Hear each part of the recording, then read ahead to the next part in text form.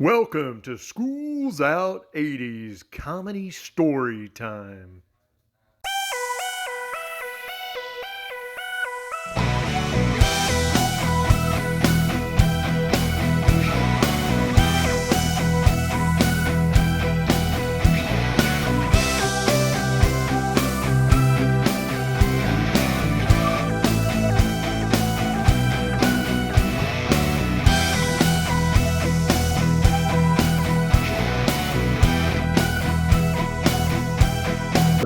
Welcome to another episode of School's Out 80s Comedy Story Time. It's the Christmas episode of School's Out. Got a really special guest coming to us all the way from Oxford, Mississippi.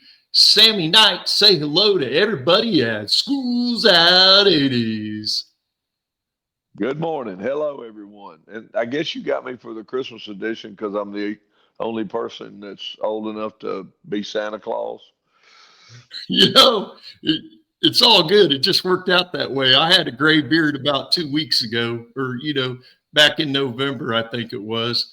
So I just shaved mine off. But you'd make a good Santa, Sammy. No, I've always tried to be a good Santa because I was always bad throughout the year. There you go, man. Nothing wrong with being bad throughout the year. Man, I gotta tell people who you are a little bit before we just arbitrarily start asking you questions. Your background is pretty intense. Not the normal background that you hear about somebody, at this point in their life. So I'll kind of mention some points about you. One of them is you spent like 20 years in corporate America in sales, marketing, operations. It sounds like from my research that you worked for like a division of Sara Lee in the food business. At some point, you were working for like a material fabrication company. I think you worked in telecommunications as well.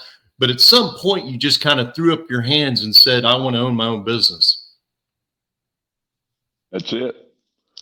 That's impressive. I wanted to own my own business because I was the one thing that I was positive of after 20 years in corporate America. And corporate America is awesome. Yeah. But I was positive that I wasn't a good employee. Okay. And I was not going to be a good employee, meaning that I had a very strong will and a very strong opinion that I better find a place where I can be, in a little different position. And so I went to work for myself. Yeah, I mean it's awesome. I'm just going to add one little anecdotal piece of information about your background because I want people listening to have a feel for who like you really are. But at some point you bought, I believe, a Remax office. Now you have 5 Remax offices. You own, I believe, a ranch, and you also own a lot of other real estate. And you also have some extra little businesses that you own above and beyond your real estate holdings. Is that correct? That's right. Yeah. That's right. Man, that's impressive. Hats off to you. Yeah, I think so. Thank you. But it's, I'm a guy that always has to kind of stay busy, but my success is not me. It's the incredible people I've been able to surround myself with. Man, so awesome. Makes life wonderful. Yeah, that's just so awesome. Well, okay, so I'm going to kick off some things about School's Out 80s. So it's all about the 80s, which is perfect for you because you actually got married, what, 1979? I did. I did.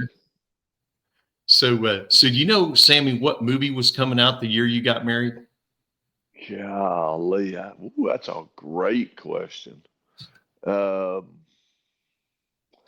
Nothing really jumps out at me. I do remember a movie early on, called Always, that starred Richard Dreyfuss. It was one of my favorite movies, but that would have been in the 80s.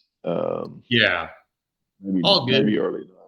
Great movie. Well, you'll probably remember this one. I think it was one of Steve Martin's first movies. It came out in 1979 called The Jerk. Jerk. I went to see it at the movie theater. You know, back when you paid $2 to go to the movie, $5 would get you popcorn, Coke, and a movie ticket. Man, I remember it. It's I remember it. I remember I used to have like $2. This was in the 70s, but it was like earlier in the 70s, and you would get like in the movie a small popcorn, a small soda, and you could get a hot apple pie at McDonald's afterwards, and you still had an and you're just like, you had like a dime left, but $2, you felt like you were in the coin. Yeah, we didn't have a McDonald's here. It took us a long time before we got big enough to have a McDonald's. Now we have two, so moving on up in the world. There you go. My hometown was like that too. I remember when we didn't have a McDonald's, and we finally got one. Okay, so you guys were in your probably early 20s, in the early 80s, correct? Yep. Yes, correct. Any funny stories, like you're newly married, that you can kind of share with the folks at Schools Out 80s? Gosh, I got plenty of them. I wasn't overly intelligent in the early part of our marriage, and I had some great friends that I would meet for a happy hour beverage. And one particular night happened to be our 3rd anniversary. I just met some buddies for a little while after work, and one of them had to take me home, and my wife was all dressed and nice and pretty and ready to go out, and I was in no condition to go out, and she pushed me back out of the house, threw me in the car, drove me to my mother's house and father's house, opened the door, pushed me out of the passenger side, and backed out of the driveway. I could see her wheel go right by my head. My mother opened the front door, and my mother said, "What are you doing?" And my wife said, "I don't want him anymore. I'm bringing him home." And my mother said, "I don't want him either," and shut the door. Oh no. Yeah, so it not very smart. I did a lot of those kind of crazy things that I wasn't proud of, but they're comical stories now. Yeah. Hey man, Aesop's fables. I mean, we've all been there. I can remember a time in high school where they just kind of they let us out of school early. They either let us out of school early, Sammy, or we didn't have a day of school. I can't remember. It didn't matter. We were out drinking, and I had definitely drank too much.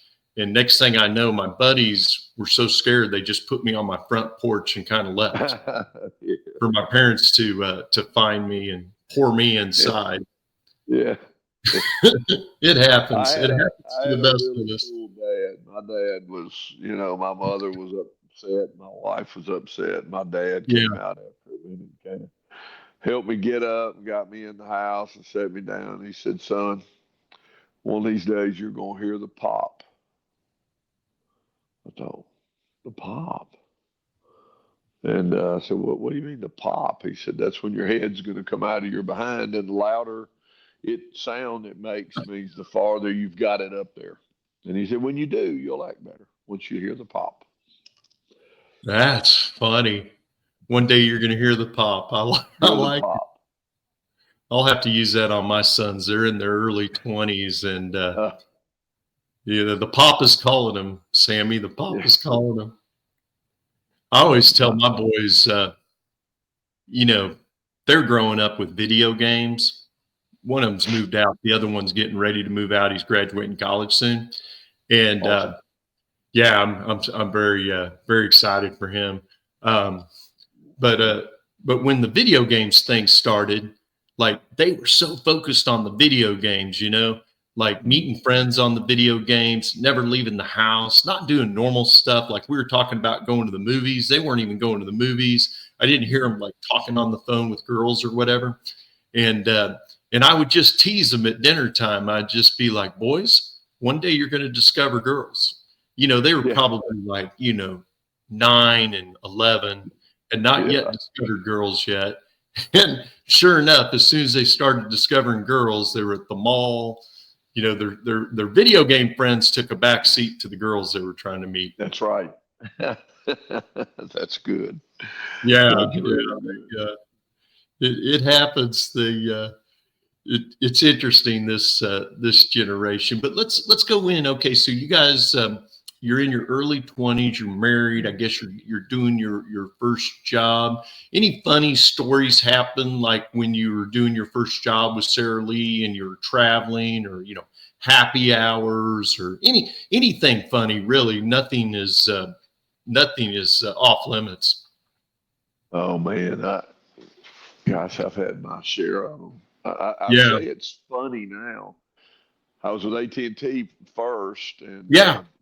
that went well. I ended up losing my job due to the divestiture of the mall bale down into the baby bales. That was back in Oh, okay. 83, I think. But Yeah. um, probably, I've got plenty of them, I'm sure. But one of the first things I did when I went to work with the Bryan Foods division of Sarah Lee is I had to go through the interview process, and our vice president of sales was a pretty energetic kind of guy. And, didn't have a whole lot of questions for me. By the time I got to him, it's kind of that rubber stamp. And Yeah. he said, why do you want to go to work here? And I mean, without even thinking, it just fell out of my mouth. I said, so I can be your boss. No way, no idea how I would get there. No thought. It just, I mean, I opened mouth and led with foot. And he looked at me and started laughing. And being the guy that I am, I said, I don't think that's funny. You shouldn't be laughing at your future boss.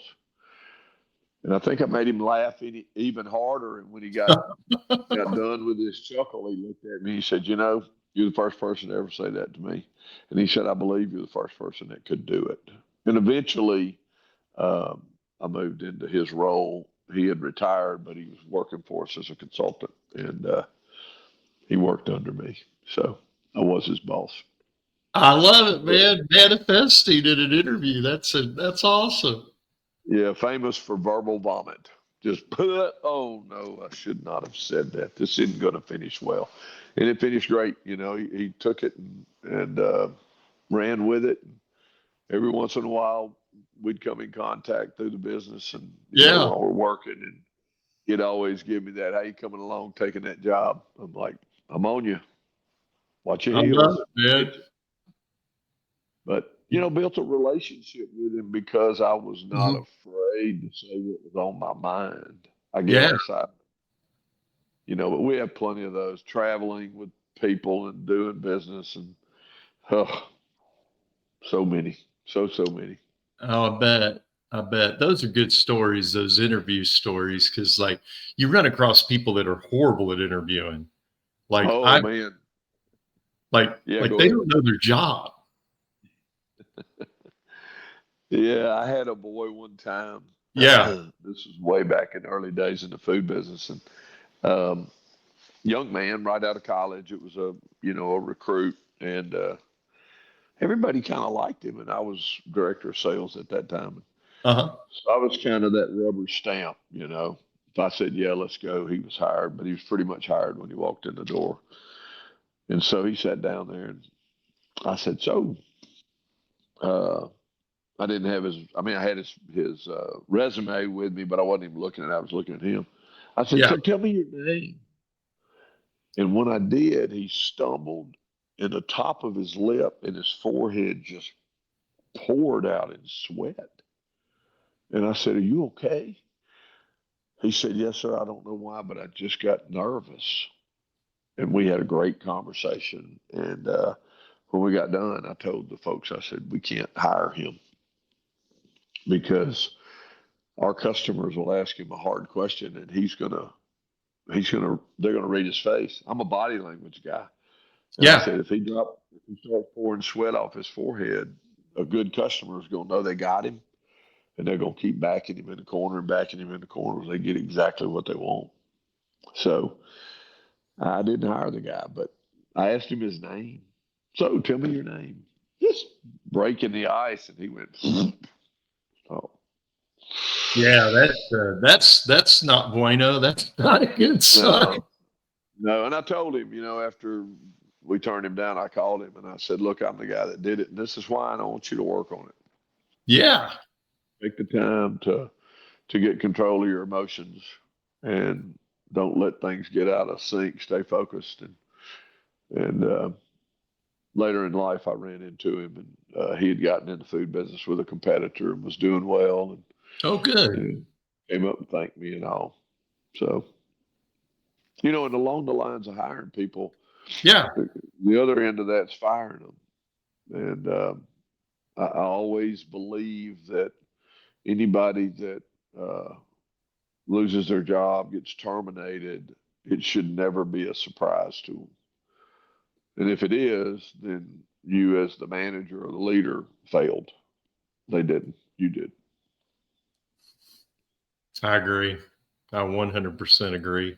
I had my first sales management position, and I was in my early 20s. And so it was really kind of difficult because I was in my early 20s and people working for me were in their 40s. And I mean, I was a natural because I was a good salesperson and I had a leadership background. But man, I had to let this guy go that had kids in college. But he was horrible at his job. And it was so evident to everybody. And he, we could work with him, and we did. And he just never came around. I mean, he was so bad, Sammy. It was a sales gig, and we were selling industrial chemicals to nursing homes and hospitals. He was so bad, the hospital administrators and the director of maintenance would call us directly on our 800 number. We're out of Irving, Texas, and ask us to buy chemicals because the guy would never allow them to say what they wanted.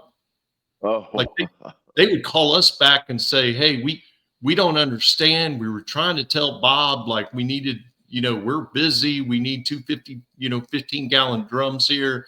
And we had to give him the specs and everything. And he kept talking and talking and talking. We never got the opportunity. Can you just bill us for him? And we're like, yeah, it was incredible. It's interesting being in the sales field. I think that's probably a lot of comedies of errors and humorous stories that can come out. But how many times salespeople dial into the pitch and they take so much pride in the pitch, and the customer is busy and they don't recognize those tips that the customer's ready to make a buy, And so I've seen them so many times where they're flipping the page and the customer's ready to buy, and they say, "Just a minute, let me get to the end." And it's more them selling themselves on how good a job they did on the pitch, I was with a young man one time. We were selling Easter hams to a big chain of stores, and meat director said, "Hey guys, I'm busy. That sounds good." And my sales guy flipped that page, and he started to just continue to do his pitch. I put my hand on his paper and I said, "Did you hear what he said?" He said, "Yes, sir, but I really want to make sure he understands everything." I said, "There's only one thing to understand. He's ready to buy, and you need to get your pen out and take the order." And that customer looked at that young guy and he said, "He's exactly right. Listen, for us, when we're ready to buy, we'll tell you. And if you keep going," I mean, he coached him. My customer, who ended up being a really, really good friend of mine, he coached my salesperson on how to be better and service him. And so many times, especially today, but back in the 80s, you could still do it, and 90s too. But so many times we don't take the time to nurture a younger person coming up in the ranks, whether it's sales, marketing, whatever it may be. Yeah. And I love a customer who takes the time to teach their people that are their vendors. I think that's cool.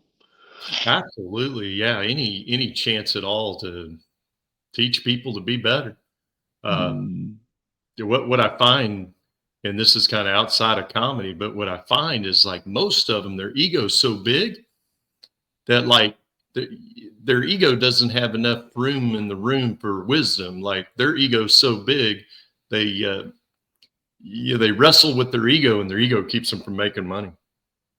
I went on a sales call one time, taking the Yeah. place of my salesperson. He was ill, so we had a big call up in Chattanooga, Tennessee. And so I Yeah. made the trip up there to make the call, and I was in a rush to get there because I wasn't expecting my guy to be off. And so I went into the room, and the gentleman's name was Mr. Trickle. And I walked in his office, and he looked over his glasses like this. He always had his readers on, you know. When you talked to him, he was looking like that. And I walked in his office, and he told me, he said, "Come over here and stand by my desk." And I walked up, and he looked down at my shoes, and he said, "Your shoes are dirty." I said, "Well, yes, sir. I was in a hurry, you know, trying to get here." I was giving him all the reasons why they were dirty, and I Yeah. wasn't paying attention to what he was trying to tell me. And I said, "Yes, sir, but I'll get them taken care of." And he said, "No." He said, "Down the road is a barber shop, and that barber shop's got a shoe shine guy." He said, "You go down there and get those shoes shined." I said, but Mr. Trickle, I've got our ham pitch, and I need to, you know, we need to kind of get this thing handled." He said, "I'll make room for you when you come back. You go get those shoes shined." And I thought, man, this guy, he's getting dementia or something. He's gone nuts. So Yeah. I loaded up, went down to that little place and got my shoes shined. And I got to the lobby of the place, the office, and I called him. And he answered. And I said, "I've got my shoes shined. I'm back," you know, and I probably had a terrible attitude too. Yeah. So he said, "Come on up." So I walked in there, and he said, "Walk over here by my desk." And I walked over there by the desk, and he looked down at my shoes, and he said, "That looks real good. Now let's talk about hams. I'm ready to make a buy, so I hope you got a good pitch." And he did. He made a big buy that day. Oh, And nice. I love it.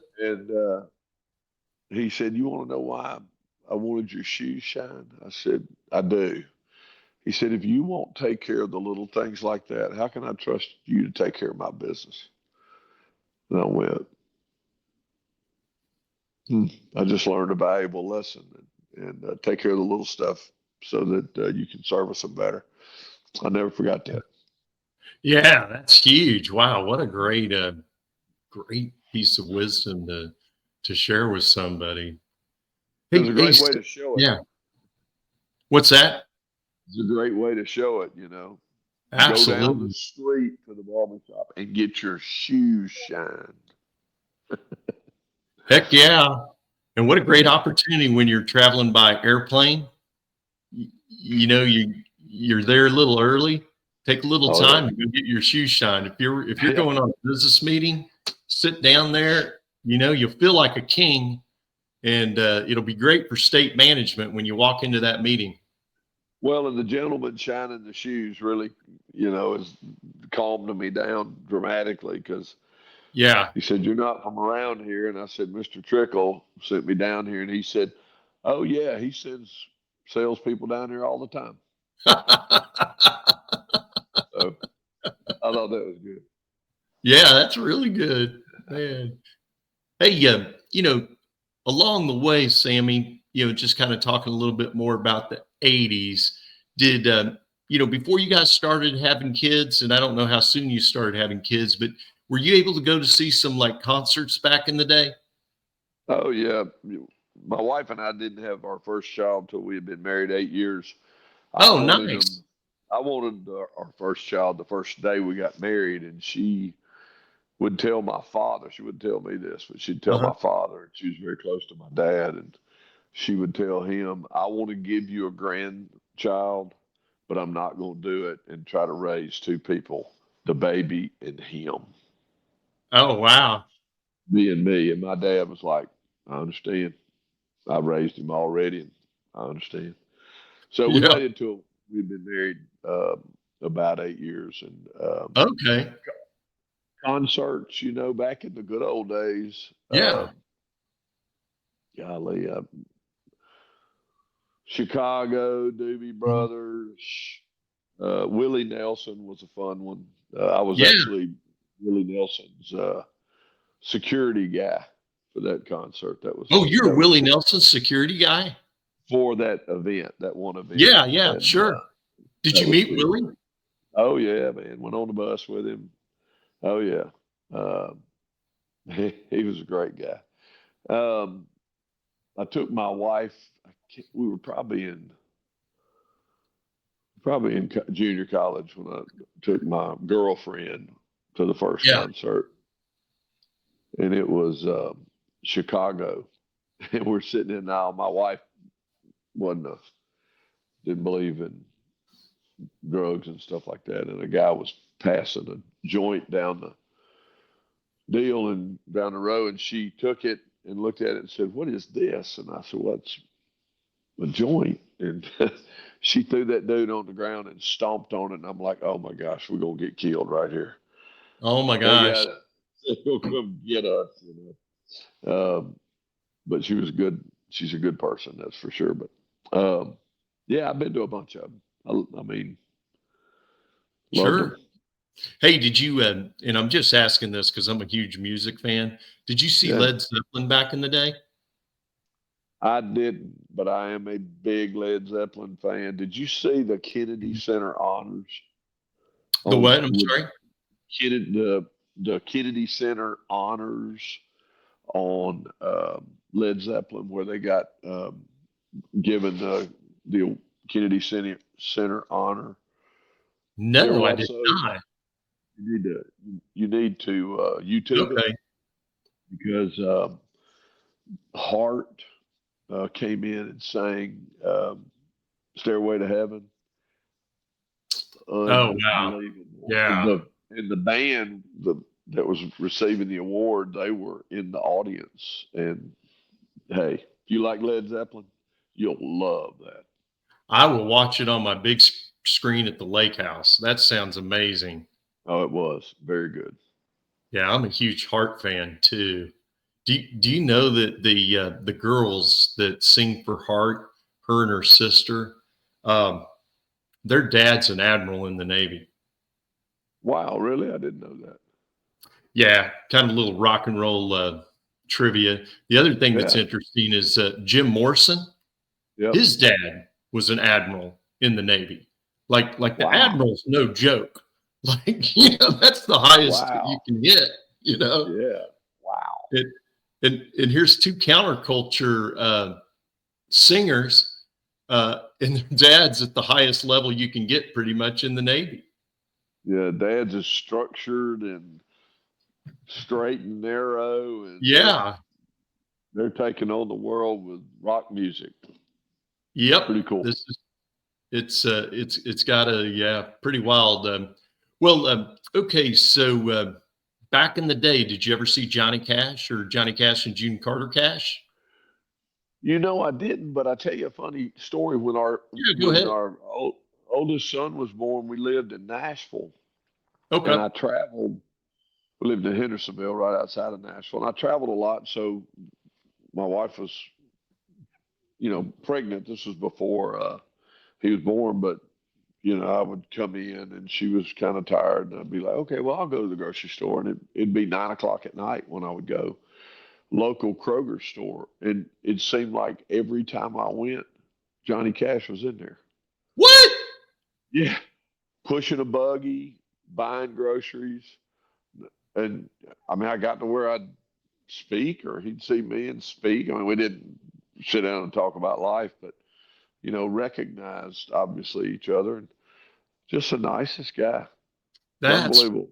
wild. How old do you think Johnny Cash was back then? What year was this, by the way? That would have been in about 90. Oh, excuse me. I'm sorry, Wow. 80. I'm sorry, 80s. It'd have been 1987. Oh my God. That Yeah, coincides really well with my show. That's yeah, pretty wild. And you yeah. could just bump into Johnny Cash. Yeah, I mean, he'd be at that time. The Kroger would close at 10, and Yeah.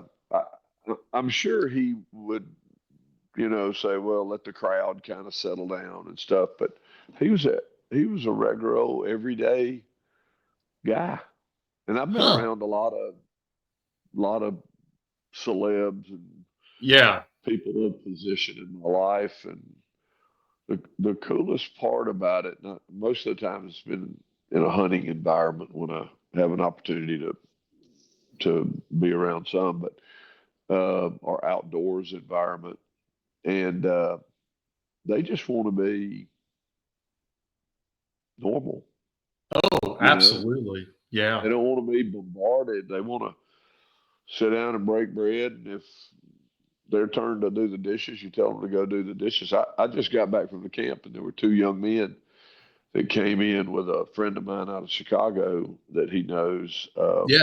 And they're singer songwriters from Nashville, and they brought their guitar, and I mean they haven't quite hit the bigs, but they got a few things going there on the cusp of it, and they know all these guys that are hitting the bigs because that's their world, Yeah. and those boys, you would have thought, because they've been in concerts and settings and stuff like that, you would have thought they would kind of be comfortable with that, what we do down there at our hunting camp. And Yeah. they were just in awe. This is the greatest place. It's the greatest thing. I never get to do anything like this. And then there's somebody like me. This happens every time. Somebody like me that's going, but gosh, look at all you get to do. And we have to think a little bit. It's those simple things in life that really make us great. And that's what those boys were yearning for. So we're riding around on the truck. They're sitting up top in my high rack, and I can hear them talking lyrics, writing songs. They got their Oh, wow. phones out. And, yeah, it was really cool. But so those little simple things, when we meet those types of people when they're out of their element, they're just awesome. Yeah. I get it. I mean, I've never been famous, of course, but I get how, like, if you were famous, how it'd be a monkey on your back. Like you can't go out in public. Somebody's going to ask your autograph. Somebody's going to want to talk to you, interrupt, your conversation with a loved one, what have you. I get how a lot of them have a hard time with being famous. They want the money, but they kind of have a hard time with being famous. They love being on stage, but it's not easy being famous. Yep, two personas. They gotta jump out of one skin and jump in the other. I'm sure, but Yeah. super, super people. Super. Man, that's a great story about just arbitrarily running into Johnny Cash at the Piggly Wiggly, maybe.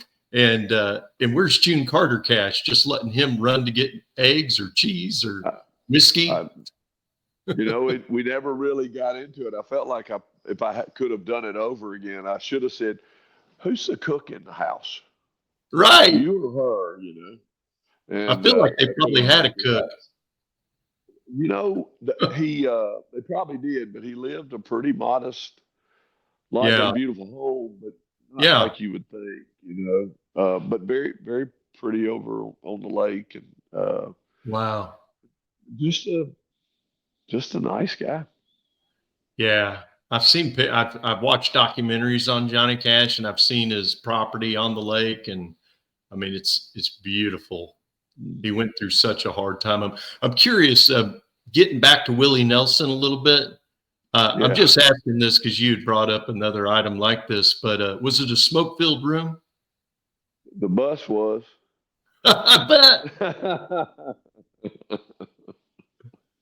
I bet. I Oh bet. no, it was. That Willie was preaching. Was he spreading any wisdom that night? No, he was just singing, and when we went out to the bus, I was going to stand by the bus, and he said, Yeah. "My my nickname here is Tiger." And he said, Yeah. "Come on up, Tiger."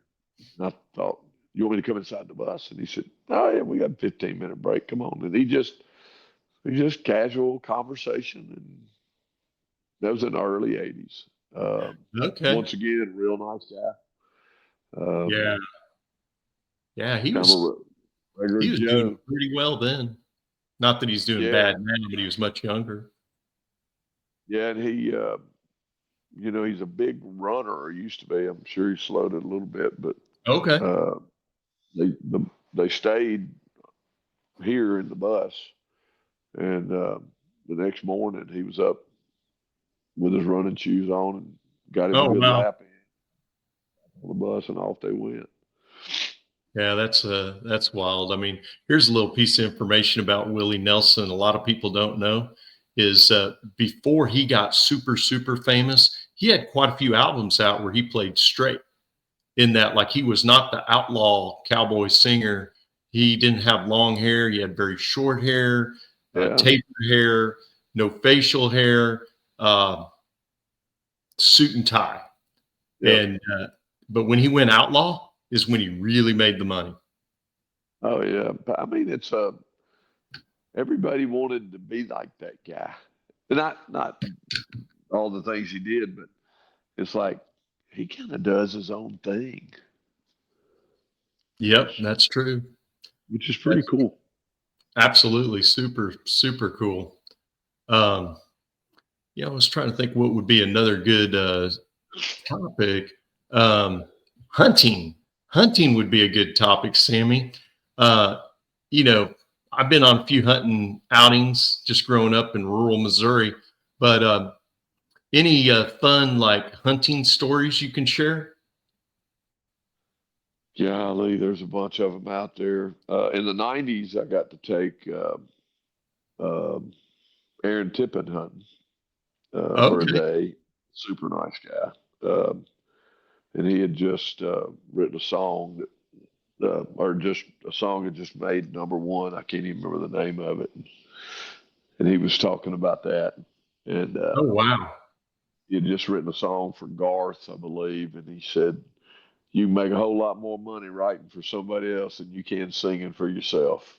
I'll just never forget he said that. I thought that makes sense, and I know why. But um, Yeah. you know, in the days with Mossy Oak, but this was in the '90s. Yeah. We had a lot of great stories hunting with people, and some quite comical, some not intentionally comical, but uh, That's normally how it goes. yeah, I have a friend. I'm going to tell his story, but I'm not going to tell who it is Okay.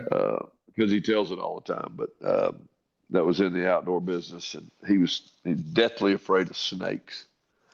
Deathly afraid of them. So am I, by the way. So am I. And he went on his first big hunt out west, elk hunting with his buddies, and and he had just saved all of his money and bought him a goose down sleeping bag, because they were going to stay on the side of the mountain in a tent, and going to do it themselves. And they were all excited. Well, he went out after they got there and got the tent set up. He went out and started scouting one afternoon. While he was gone, and they had made their tent and beds up and everything. While he was gone, his buddies, because they packed foods and stuff. His Yeah. buddies got a great idea, knowing how scared he was of snakes, and they took a pack of hot dogs and they put them in his sleeping bag, cold hot dogs. If you've ever grabbed a snake, sometimes they feel a little cold. It's probably because we're sweating. Um, Cold hot dogs in that sleeping bag, and he came back after walking the mountain, late. And said, "I'm not going to eat. I'm just going to go to bed." And they're like, "Okay." He gets that sleeping bag kind of open, and he gets down Yeah. to his sock with bare feet, and he slid his feet, and they had the hot dogs all the way at the end of it. He slid his feet in there, and it touched those cold hot dogs. And he tells the story. It's a great way to tell it, but he says the sleeping bag exploded as he ran out of the tent. That brand new sleeping bag was totally destroyed because of those. He had some expletives that he used for them. Guys had put those cold hot dogs in it, Oh, and wow. he went into a loop. Oh my God, that is funny. So do you Oh yeah. recall, I'm just trying to picture it a little bit, but were they like probably like the foot long hot dogs to be more like a snake, do you think? Or were I they just I would say they were those just red hot dogs that we all used to buy the cheap way so that we could, oh, you know, like the big fat ones, like the red yeah, hots? yeah, no, like the little red 12-ounce pack, 10 count. Oh, got you. Okay. Oh, man. These guys, they thought, well, we can get these good ones over here for $1.50, but these over here are 69 cents. I think that's what we're going to eat, you know. Yeah, they put those cold hot dogs in there. He exploded it. Man, that is a good story. That is really, really good story. Well, Sammy, we're kind of coming up on the time on Schools Out 80s where we promote. I know you have a ton of businesses. I know also like you do some personal coaching, right? I do. Yeah.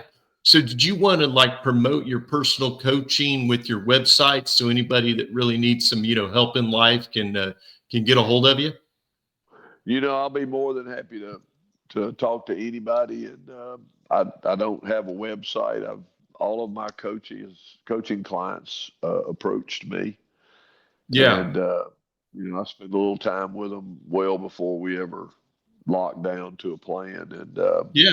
But if anybody's interested, just DM me at Sammy, SAMMIE Knight, KNIGHT on Facebook. Message me and I'm happy to chat. Man, Sammy, that's awesome. I'll go ahead and promote what I do. I am John the Sales Warrior Sansoni. I've been professionally selling successfully for 34 years. What can I teach you? How to prospect, present, follow up, and most importantly, how to close. I have a 3-day masterclass that includes inspiration, motivation, and the mental tools to succeed in business and sales. My course includes worksheets, audio, video, and can be taken in 30 action blocks. Also included, how to have greater confidence. My course should be $400. If you get it today, $29.95. And included my book for free. Once purchased, you'll get free monthly inspiration from me. Just go to saleswarriorinspire.com and order yours today. That's it. Back to the show. John,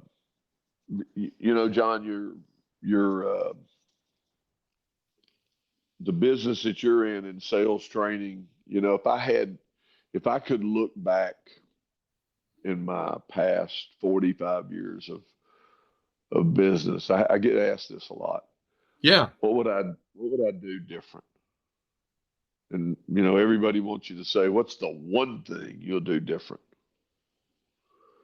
And if I can say there's one thing, and I always say this, it's if I could have known about people like yourself that can educate me to be better, and it cost me a few bucks then, that's the one thing I would change. I would have spent more time and a lot more money hiring folks like yourself or buying programs like you have, because I believe that would have made me. I was very fortunate to have great people. Yeah. That I've been honored to work with, but that would have made me twice as successful as I am. So I highly recommend anybody, if they've got a chance to get your course, don't miss it, because you're making a mistake. You're really shorting yourself when you don't invest in yourself. Yeah, Sammy, I'm a student of investing in yourself. Like from an early, even when I had no money, I was investing in myself. I was going to the Dallas Library and checking out all the Zig Ziglar tapes and reading all the Zig Ziglar books before I could afford them. Yep. No, you can't put a price on it. So anybody out there that is thinking about it, go ahead and pull the trigger and get your hands on John's course. 30-hour training is, gosh, I wish I would have recorded all my training sessions I did over the years in corporate America, but we didn't even, our definition of a recording was a cassette tape, an 8-track. We didn't have recorders. It'd be yeah. Did you ever have one of those little handheld recorders like dictation recorder? Yeah. And the little bitty cassette tape about that big? I think so. Yeah, I can't. I just remember having one of these little. Yeah, I did. It had a little cassette tape in it, so it would record, and I guess it would just play back, and then you'd have to record over it. But I used to use that when I would travel into a city and I was driving, and I would turn it on, and I would just read all the signs into it, like this healthcare facility's over here, this hospital's over here, this manufacturing plant's over here. Make a note to send them, I don't think they had email back then, but like it was a prospecting tool for me.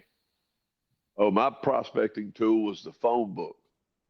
Yeah, me too. Yellow pages where it said grocery stores and restaurants when I was in the food business. And if I was lucky, I got to that drive-up payphone before anybody else did, and I'd rip that page out. That was my lead gen tool right there. Heck yeah, man. I get the whole phone book thing. Well, hey, anything else you want to add to the show, like just anecdotally above and beyond any question I can come up with that you just think needs to be shared with people? And then we'll close out the Christmas edition of Schools Out 80s. Well, first off, take care of your family during the Christmas season, the holiday season, and don't forget that there's a lot of people out there that are in need. So be grateful for what you have and be willing to share. I think there's three things I'll leave you with. Yeah. The first to me is don't overcomplicate this stuff. We get hung in this squirrel cage, and really, if you'll break it down a little bit, business is really simple. Educate yourself, then put yourself in that education, and then apply it. So simplify. The second thing I'd say is, and I say it all the time, and I mean it from the bottom of my heart, the single most valuable asset we have is people.